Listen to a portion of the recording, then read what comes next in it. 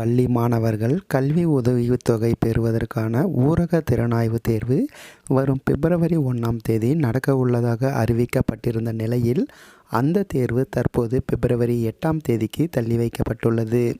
இந்த திறனாய்வு தேர்வில் தேர்வு பெறும் மாணவர்களுக்கு ஆண்டுதோறும் ரூபாய் 1000 என 4 ஆண்டுகளுக்கு வழங்கப்படுகிறது.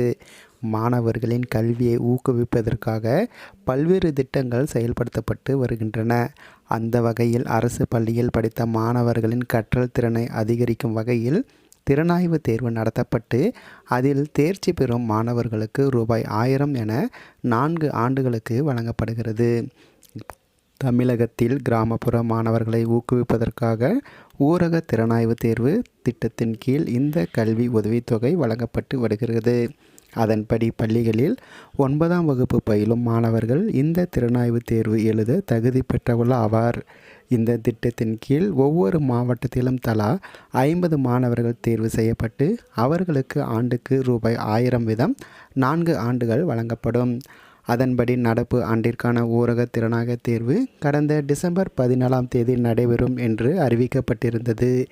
இந்த தேர்வு எழுத 1,00,000க்கும் மேற்பட்ட மாணவர்கள் விண்ணப்பித்தனர்.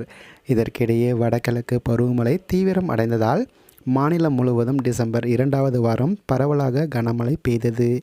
இதனால் இந்த தேர்வு பிப்ரவரி 1ஆம் தேதிக்கு தள்ளி வைக்கப்பட்டது. இதனையடுத்து மாணவர்கள் இந்த தேர்வுக்கு தயாராகி வந்த நிலையில் மீண்டும் தேர்வுகள் ஒத்திவைக்கப்பட்டுள்ளது.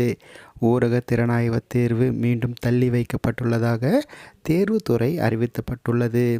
மேலும் பிப்ரவரி 1ஆம் தேதி நடைபெறவிருந்த ஊரக திறனாய்வு தேர்வானது தள்ளி வைக்கப்படுகிறது.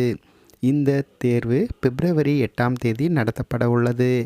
இது சார்ந்த கூடுதல் தகவல்களை பெற www.dg.tngov.in என்ற இணையதளத்தில் அறியலாம் என தெரிவிக்கப்பட்டுள்ளது.